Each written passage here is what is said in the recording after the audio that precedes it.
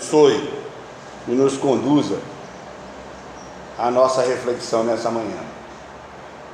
Obrigado, minha irmã. Essa está disposta a ouvir hoje. Então vamos lá. Eu quero então pensar com vocês qual a necessidade da existência da igreja. Observem que domingo passado eu praticamente dei uma introdução daquilo que eu quero, aonde eu quero chegar, e mostrar para vocês que eu posso ter deixado transparecer de que Deus não ama ninguém, porque uma pergunta que é assim muito lógica é que esses que perderam seus familiares na pandemia, que têm pessoas internadas lutando pela vida e pela morte, eles se perguntam onde é que está Deus. Mas uma das coisas que é muito clara nas Escrituras, e que eu tento tirar isso da mente das pessoas, é não olhar para a Bíblia com sentimento. Não olhe para a Bíblia. Se você for olhar para a Bíblia como palavra de Deus com sentimento, você vai sofrer. Por que você vai sofrer? Porque de fato Deus tem suas criaturas, não são filhos. Olharmos pelo ponto da criação, podemos chegar a essa conclusão, mas não são filhos. Observem: ide por todo mundo e pregai o evangelho a todo o quê? Criaturas, são criaturas. Essas criaturas, quando convertidas, é que eles passam a ser o quê? Filhos, mas são criaturas. E quando nós olhamos assim de cima, como se Deus olhasse de cima para a humanidade, você vai entender que há um propósito quádruplo de Deus em separar um povo dentre a espécie humana. Nós vamos ver isso já no Antigo Testamento, no povo de Israel. Mas dentro desse propósito quádruplo, e hoje eu tenho que dar uma caprichada, porque tem um seminarista aqui, né? Ele está assim ávido para aprender e está de olho em tudo. Dentro desse propósito quádruplo, Deus tem o propósito de nos salvar, santificar, usar e glorificar. Como batistas, nós entendemos que a graça de Deus não nos deixa ficar pelo meio do caminho, porque há outros grupos que eles entendem assim: olha, Deus salva o cara, mas o cara peca, e ao pecar ele perde a salvação, e se ele não voltar, ele fica pelo meio do caminho. Então toda aquela graça, todo aquele propósito primário de Deus na direção desse homem foi perdido, porque a ação humana anulou a graça de Deus e anulou o propósito de Deus na vida daquele ser humano. É comum vocês ouvirem: Deus tem um plano para cada vida, né? Alguns ficam pelo meio do caminho, morrem e vão para o inferno. Então que plano é esse? Tá? Mas quando nós entendemos assim o que é povo de Deus, vocês vão abrir agora em Marcos capítulo 4, versículos 10, 11 e 12. E quando vocês olharem para Marcos capítulo 4, 10, 11 e 12, né, vocês vão perceber uma coisa muito interessante, que Jesus vai falar para um grupo de pessoas que está à parte. Eles estão assim isolados, separados da multidão. O texto diz assim: quando Jesus ficou só, aqueles que estavam junto dele com os 12 fizeram uma pergunta para ele, não é? Qual foi a pergunta que fizeram? Por que tu ensinas por parábolas? Por que tu ensinas por parábolas? É claro que aos olhos dos discípulos as parábolas não eram algo assim tão simples de se entender. E aí ele pergunta: por que o Senhor ensina por parábola? Olha a resposta de Jesus. Ele diz: aos de fora é dado a conhecer o reino dos céus? Não. Ele diz o quê? Que existe um grupo de dentro do reino e um grupo de fora. Ele diz: aos de dentro tudo se ensina por meio de parábolas, e Deus vai abrir a mente dele. Mas aos de fora, por que ele ensina por meio de parábolas? Para que eles, vendo, vejam e não percebam, ouvindo ouçam e não entendam, e não venham o quê? E eles não venham converter-se. Presta atenção que essa palavra é muito forte. Então, dentro desse propósito da pregação com relação às parábolas, o propósito final é que as pessoas não se convertam. Por que o Senhor ensina por parábolas? Jesus diz: a vós outros é dado conhecer os mistérios do reino de Deus, mas aos de fora tudo se ensina por meio de parábolas, para que vendo vejam e não percebam, ouvindo ouçam e não entendam, e não venham converter-se. E é mais enfático ainda, e não haja perdão para eles. Você pega esse texto, alia ele, né? Correlaciona ele com Romanos 9, a partir do verso 20 em diante, né? No 21 você vai entender que existe um grupo que está debaixo da ira de Deus, vaso de ira preparado para a perdição. Então, dentro dessa massa humana, Deus tem um grupo que Ele ama, um grupo que Ele escolhe.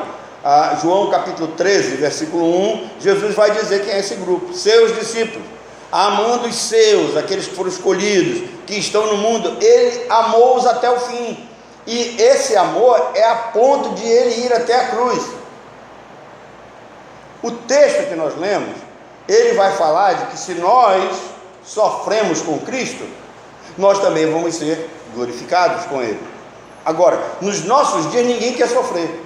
Nos nossos dias a teologia da prosperidade, a confissão positiva, essas igrejas pentecostais renovadas só falam em vitória, só falam em prosperidade, só falam em riqueza, sabe? Parece que entrar para a igreja é um negoção. Mas na vida de Paulo foi diferente. Paulo tinha tudo lá fora, e quando ele entra para a igreja ele perde tudo. Só que ele encontra na igreja uma coisa que ele não havia lá fora, que era esse relacionamento com Deus, salvação, né? E a habitação do Espírito Santo.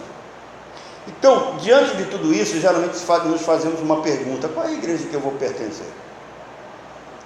Todos nós, de fato, precisamos de algo para tratar do nosso espiritual. E nesse período em que começou a se discutir se a igreja fica fechada ou aberta, igrejas não podem se reunir, nós fomos obrigados a fechar as igrejas em determinadas situações, né? Durante aqueles primeiros decretos, nós não paramos os cultos na igreja. Mas agora, lá em Manaus, quem sair de casa depois das 19 horas, ou antes das 19, a polícia pega o cara. Então, como é que os irmãos que vão sair, né? Por exemplo, o meu filho que mora lá no bairro da Compensa, vai atravessar a cidade para ir num culto na Cidade de Deus. O culto vai terminar às 8h30, às 20 horas e 30 minutos, e na volta ele vai ser preso. E eu não vou fazer isso, então nós somos obrigados a fechar. Então estamos nos reunindo pela manhã, estamos reunidos lá agora. Agora, como é que a igreja vai se comportar diante disso, se na maioria das pandemias que atingiu a história da humanidade, a igreja nunca foi fechada? Porque a igreja sempre foi esse local aonde as pessoas vêm para serem assistidas. Agora, todos nós então precisamos de uma igreja, e a pergunta vem: qual é a igreja que eu vou pertencer?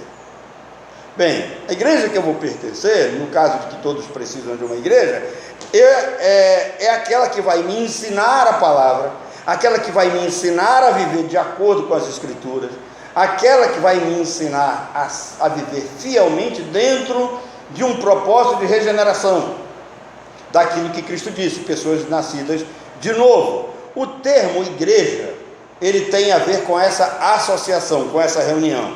Se vocês olharem hoje, esse é um dos termos mais atacados nos nossos dias. Por quê? Porque criaram a ideia de que a igreja agora ela pode se reunir em qualquer lugar, não precisa de templo. Esse negócio de templo aí é invenção de homem, né? E chegam aí mais longe: você é a igreja é você se bate. Aí eu fico imaginando você servindo a ceia para você mesmo, né? Eu fico me imaginando você dirigindo, pregando para você mesmo. Você é a igreja, né? Você se submetendo a si mesmo no temor do Senhor, como disse Paulo em Efésios, no capítulo 5, lembra do verso 18? Não vos embriagueis com vinho, no qual há dissolução, mas enchei-vos o quê? Do Espírito. E aí o pessoal para por aí. Só que o texto vai mais longe, e falando de igreja, Paulo diz assim no finalzinho: sujeitando-vos uns aos outros no temor do Senhor. Como é que eu vou me sujeitar ao meu irmão na minha casa? Eu me enchendo e e vivendo como se eu fosse uma igreja, como se eu me bastasse. Na realidade, não. A igreja é ajuntamentos de pessoas. A igreja é um local específico onde as pessoas se reúnem na presença de Deus, na presença de um homem especial que é seu líder, aquele que recebe de Deus orientação para passar para o povo. Agora você imagine essas pessoas que fazem suas interpretações particulares das Escrituras. O sujeito jamais vai entender o sentido da palavra eclésia, quando alguns pegam a palavra eclésia no Novo Testamento, aí o cara diz, não, eclésia era uma reunião, só uma reunião de pessoas, mas também eclésia significava aquele pessoal que se reunia na sinagoga, tratava de assuntos políticos. Irmãos, quando Jesus usa essa palavra eclésia, ele pega uma palavra, um pensamento que vem lá do hebraico, e aí é importante você conhecer o sentido disso. Por quê? Porque a palavra lá é kahal.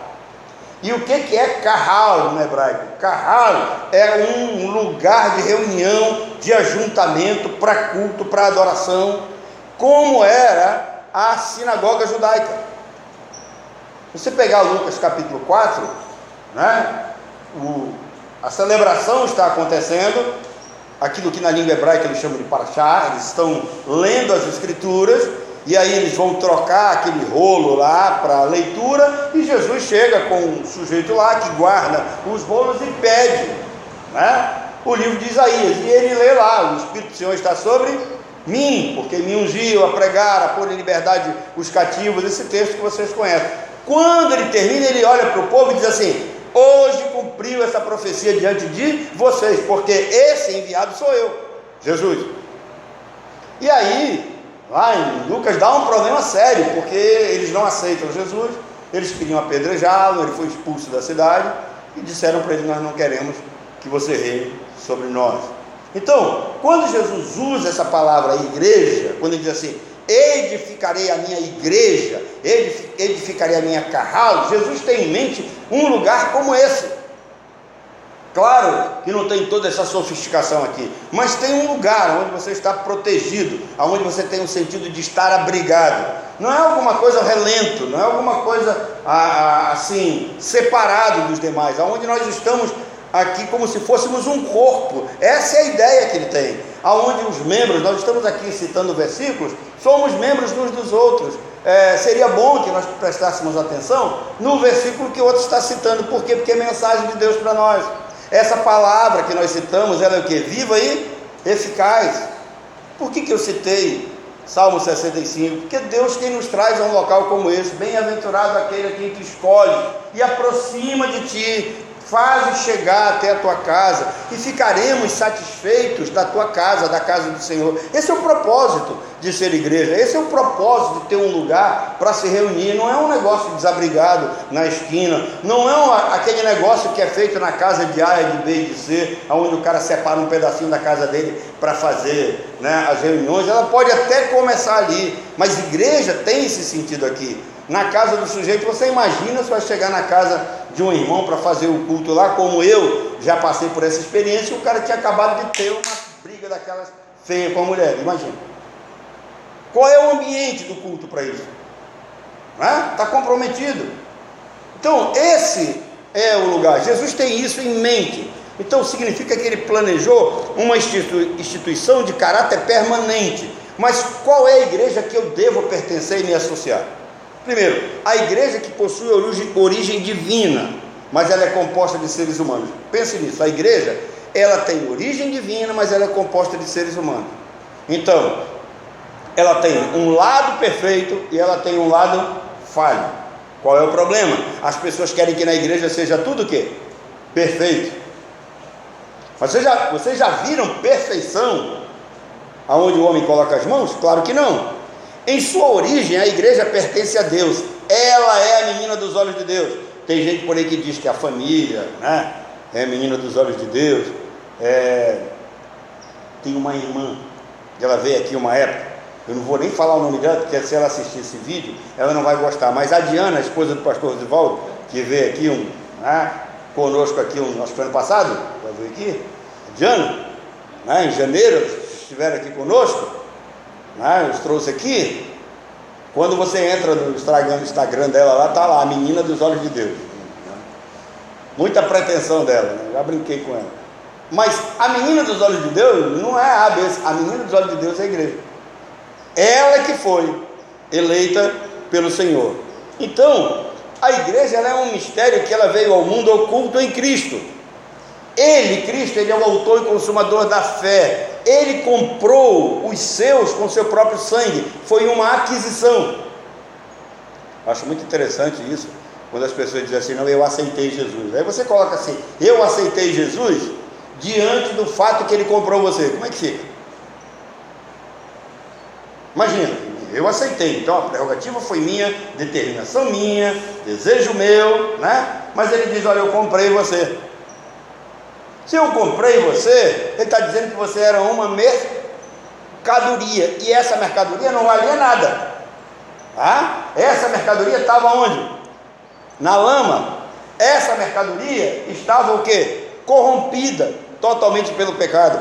Essa mercadoria não tinha valor nenhum. E quando ele comprou, o que ele fez?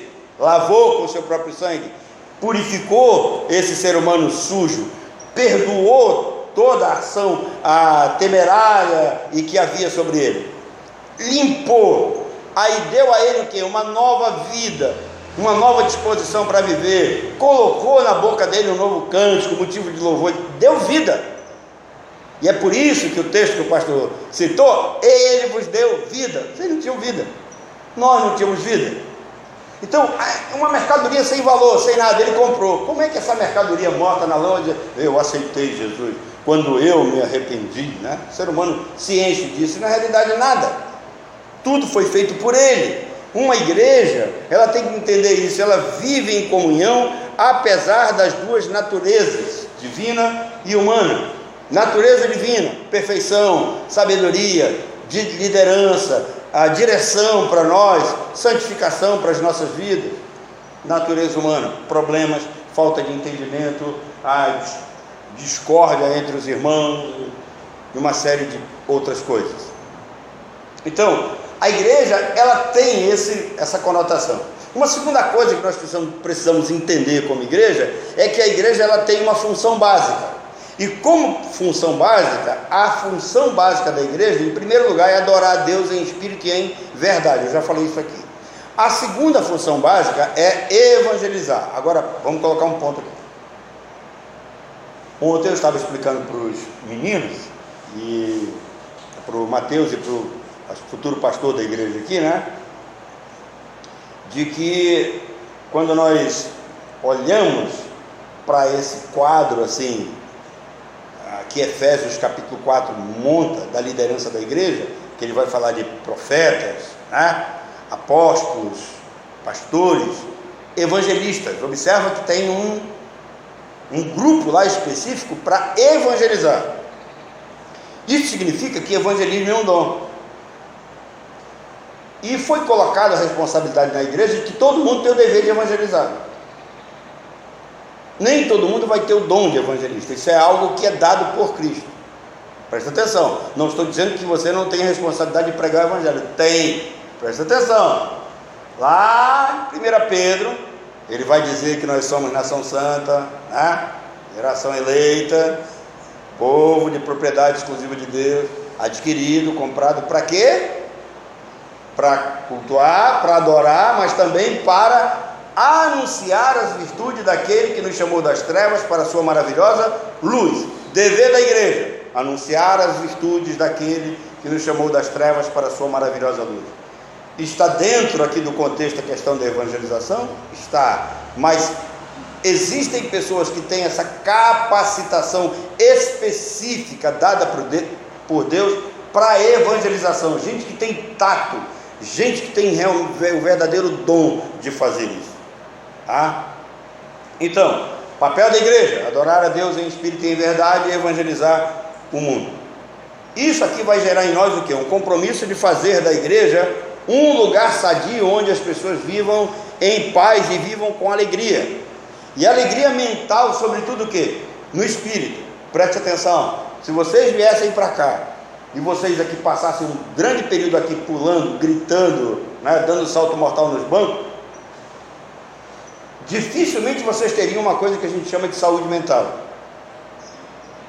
Se vocês viessem para cá e vocês recebessem uma mensagem que diz assim, preste atenção, tem uma mensagem que é muito legal. Quando o sujeito está lá no mundo, você ouve assim, olha, venha para cá, porque Deus ama você. Se você quiser ser amado, venha para a igreja.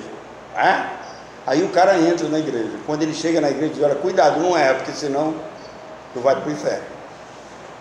Aí o cara vai pensar, era melhor ter ficado lá, né?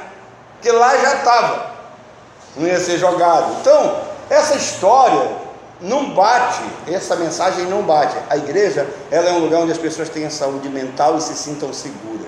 Eu estou aqui porque eu fui escolhido, porque Cristo morreu por mim, meus pecados foram perdoados, foram lavados, hoje o Espírito Santo de Deus habita em mim, a graça de Deus eu não caio dela, aquela promessa de salvação eu não perco. Então eu vivo o quê? Como? Tranquilo. Tem um hino que a minha esposa gosta muito, eu vivo aqui seguro, estou e não tenho o quê? Temor do mal, porque eu sou o quê? Guardado pela fé em meu Jesus. Em outros lugares não, o sujeito vive atemorizado. O cara está salvo, acorda salvo, perde a salvação às 9, se arrepende às 10, cai às 12, é condenado ao inferno às 13, aí se arrepende às 15, né? Cai de novo às 19, é uma luta, não faz sentido. Então a igreja, ela é fundamentada em alguns pontos básicos, que nós chamamos de fundamentos, e eu quero citar apenas alguns aqui para você. Primeiro, a igreja, ela é fundamentada num fundamento que nós entendemos que a reforma protestante trouxe para nós de volta, que é sola gratia. O que é sola gratia? Significa que o crente, ele é salvo somente pela graça de Deus. Não existe obra humana na salvação. A única causa eficiente da salvação do homem é a graça de Deus.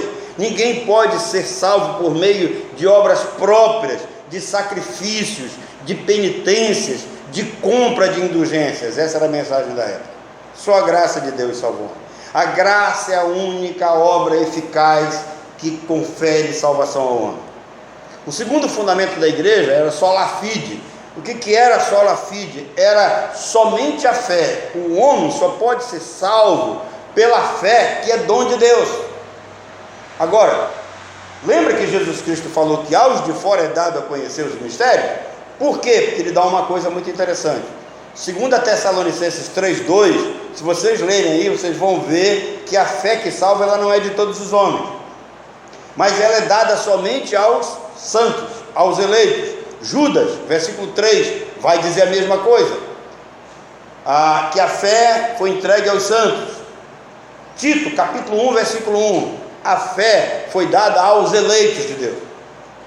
Então, o homem é salvo pela fé como um presente de Deus, é algo que vem de Deus para ele. Deus diz, toma Paulo, fé, está aqui para você, mas não dá aqui, toma Maria para você, ele não dá para todo mundo. Você dá presente para todo mundo? Quer que Deus dê? Então, foi dito naquela época, olha, não são as penitências e sacrifícios, a compra de mérito que livrarão o homem do inferno, mas a fé genuína. Um outro fundamento, solos Cristo, eles disseram, a reforma diz. O que é solos Cristo? Desde a eternidade, Deus promove a aliança da redenção, onde o beneficiário é o homem e o executar é Cristo, o Messias. Então, somos salvos somente por Ele. Por isso que Ele disse, eu sou o caminho, eu sou a verdade, eu sou a vida. É artigo definido, não tem mais nada ao redor dele. Não tem Maria, não tem José, não tem penitência, não tem ninguém. É Ele. Jesus está sendo batizado, ouve-se uma voz do céu. Os testemunhos de Jeová, de vez em quando, diz que não tem trindade na Bíblia, né? Eles não entenderam isso. Mas está lá Jesus pessoalmente, sendo batizado por João Batista, desce o Espírito Santo do céu em forma de pomba, e Deus fala, né? Esse é o meu Filho amado, em quem eu me comprazo, em quem eu tenho prazer. Ouçam a Ele. Por que ouçam a Ele? Porque Pedro, entendendo, disse assim, para quem iremos nós, se tu tens as palavras de vida eterna? Tem Ele, Jesus. Solos Cristo, somente Cristo é o nosso Senhor e Salvador. Depois foi dito também o sola escritura. O que é isso? Somente as escrituras são regra de fé e prática para a igreja. Hoje em dia tem gente que acredita em palavra de guru, tem gente que vai a terreiro de macumba e se diz cristão, tem gente que vive debaixo de umas bulas idiotas, né, proferidas por certos homens que se colocam numa posição de substituto de Cristo, né? Estou falando do Papa, aquela besta boba que vive por aí, né? E outros que vivem, pessoal da restauração que vive debaixo da cobertura do René. Um dia me perguntaram: pastor, o que o senhor acha disso? Só tem uma coisa para te dizer: se o cara está debaixo da cobertura do René e ele não está debaixo da cobertura de Cristo, ele vai para o inferno com a cobertura do René. Por quê? Porque a Bíblia diz que é solos Cristo, que é somente a Cristo, que é o nosso Senhor, a Ele que nós devemos ouvir, a Ele nós devemos seguir. A única regra de fé e prática é a Escritura Sagrada, a palavra dele. Examinai as Escrituras, porque julgais ter nela a vida eterna, e são elas que testificam em mim, disse Jesus. E termina dizendo: só lhe deu glória, ou seja, somente a Deus é que nós devemos dar glória. Nós não devemos dar glória a prédios, a homens, a terceiro. Toda a honra e toda a glória deve ser dada ao Senhor. Agora preste atenção, porque quando eu digo que eu sou salvo, porque eu entendi, porque eu me arrependi, porque eu me converti, porque eu aceitei Jesus, eu estou dando glórias mais à criatura do que ao Criador. É pela graça para que eu não me orgulhe, é pela graça para que eu entenda de onde eu vim, é pela graça para que eu saiba quem sou eu. Eu sou aquele vermezinho que não vale nada, e por graça Ele me tirou de lá. Então, os homens não devem receber glória nenhuma. Irmãos, a igreja que nós devemos frequentar é a igreja que prega a pura mensagem do Evangelho, dentro desses 5 pilares que eu coloquei aqui para vocês, de forma muito simples. Não precisamos enxertar outras coisas. A igreja é esse lugar onde eu apresento o meu culto racional. Ele é inteligente. Eu venho para cá sabendo o que está acontecendo, o que todos estão falando, como o líder espiritual está conduzindo o culto. Isso é culto racional. A palavra que é pregada, o Espírito Santo me dá esclarecimento e me dá entendimento. Não é uma coisa vaga onde eu fico, com dúvidas. Será que é isso mesmo? Tá. Aonde gera mais confusão na minha cabeça. Não, Jesus Cristo disse: a vocês é dado a conhecer os mistérios. Por mais que o pregador fale em mistério aqui e que seja complicado para você, o Espírito vai lá e dá um jeitinho de você entender. Porque dentro do contexto de Romanos capítulo 8 que nós lemos, você vai encontrar ali que nós temos 2 intercessores muito interessantes. Nós temos um intercessor jurídico, e aqui, desculpa, mas os pentecostais nunca entenderam isso. O que é um intercessor jurídico? Que Paulo coloca em Romanos 8. Ele é o nosso advogado, paracletos no grego, tá? Olha só, ele é o nosso advogado. Olha só o que é estar numa igreja corretinha, certinha com a palavra. A explicação não está em Romanos 8. Está onde?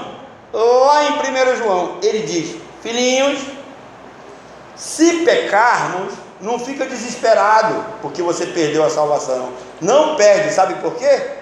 Porque nós temos um advogado que vai lá junto ao Pai e intercede por você. Esse é o primeiro intercessor. Intercessor jurídico, um advogado. Aí você tem um intercessor que habita em você, residencial. Quem é? O Espírito Santo. Que no versículo 16, ele diz assim: o próprio Espírito testifica com o nosso Espírito que somos o quê? Filhos de Deus. Tem 2 coisas aqui. Primeiro, você peca, Jesus vai diante de Deus e intercede por você, e o Espírito Santo diz assim: ó, esse aí eu já selei, não te preocupa com ele não, esse aí está tranquilo. Então o Espírito testifica diante de Deus de que você é um eleito, de que você é alguém regenerado pelo sangue de Cristo, de que você é alguém selado pelo Espírito Santo. Tranquilo, tá? E também, para o verdadeiro crente, você tem aquela queda, a gente fica assim meio tristão, né? É normal, o próprio Espírito constrange, você fica: puxa, não devia ter feito isso, eu fiz uma coisa errada. Aí ele vem e diz assim: é normal, se acalma, esse pecado aí também já foi perdoado, não faça mais, viva de forma justa e agradável a Deus. Ele testifica com o nosso espírito, ele nos acalma, ele nos dá a convicção de que somos filhos de Deus. Nós sabemos que pertencemos a um grupo de dentro do reino. É diferente daquele pessoal que vive atemorizado, né? O cara, um cuidado para não falar uma besteira. Falar uma besteira já está no inferno. Um cuidado para não dar uma palmada mais séria no filho, porque já está no inferno, né? Se crente pentecostal brigasse com a mulher e não tivesse reconciliação, já estava no inferno. Então não tinha perdão para ele. Quem aqui nunca brigou, né? Então a igreja é esse lugar onde eu tenho gozo, onde eu tenho paz, onde eu tenho felicidade, onde eu tenho prazer de vir. Outros púlpitos, as pessoas vêm para cá para ser humilhadas. Porque você não presta, porque você é isso, você é aquilo outro, e não sei o que. Mensagem assim, né? Eu já falei aqui uma vez para vocês, estava falando para os alunos, de que tem que pastor só sabe pregar no lado negativo. Como é que é o lado negativo? Você lembra? O Daniel, ele decidiu não se contaminar com as iguarias do rei, né? Aí o cara pega aquele texto: não, porque vocês são diferentes do Daniel, vocês são um bando de pecador, vocês gostam de se lambuzar nas iguarias da mesa do rei, e esculhamba com o pessoal. Esse é o lado negativo. O lado positivo é aquele que diz: olha, irmãos, nós devemos seguir o exemplo de Daniel. Assim como Daniel decidiu não se envolver com aquilo que o rei, que representa o mundo, oferecia, e ele se delicia naquilo que é simples, que é a palavra de Deus, ele cresce, ele se torna robusto, ele se torna visível aos olhos humanos. Esse é o lado positivo.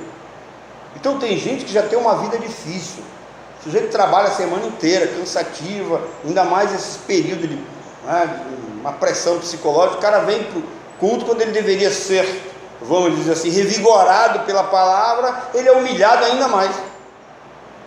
Sai daqui, coitado, parece aqueles galos pelados que apresentam a Universal, né? Então, a igreja é um lugar onde eu tenho paz, onde eu tenho esse gozo. É aqui que o Senhor aceita as nossas ofertas, é aqui que nos encontramos com Deus. Isaías 56, versículo 7: também os alegrarei no meu santo monte, né? Também os receberei no meu santo monte, e os alegrarei na minha casa de oração. Os seus holocaustos, os seus sacrifícios serão aceitos no meu altar, porque a minha casa será chamada casa de oração para todos os povos. Então, nós servimos a Deus porque temos a garantia de uma promessa. Há um chamado sobre nós. Deus nos chamou. Paulo explica isso em Romanos 8, 29 e 30. Deus nos predestinou, Deus nos chamou, Deus nos justificou e Deus nos glorificou. Nós fomos selados. Para quê? Efésios 4:30, preste atenção. Se você creu em Cristo, se você foi regenerado pelo Espírito Santo, e se você foi selado pelo Espírito Santo, você não vai ser deixado para trás como uma Macaulay Culkin, né? Aquele filme lá, né? Como é que é aquele filme lá? Esqueceram de mim. Deus não vai esquecer de você. Se você foi selado pelo Espírito Santo, crente não perde a salvação. Efésios 4:30 diz assim: não entristeçais o Espírito Santo de Deus, no qual foste selado para o dia da redenção. Nós temos então o selo do Espírito e a assistência desse Espírito Santo, dos dois intercessores, jurídico, que é Cristo, residencial, que é o Espírito Santo. Isso está em Romanos 8, 26, Romanos 8, 34. A garantia que há para nossas vidas, ressurreição. Irmãos, ainda que esse vírus leve alguns de nós, ou ainda que ele me leve, não se preocupe. Por quê?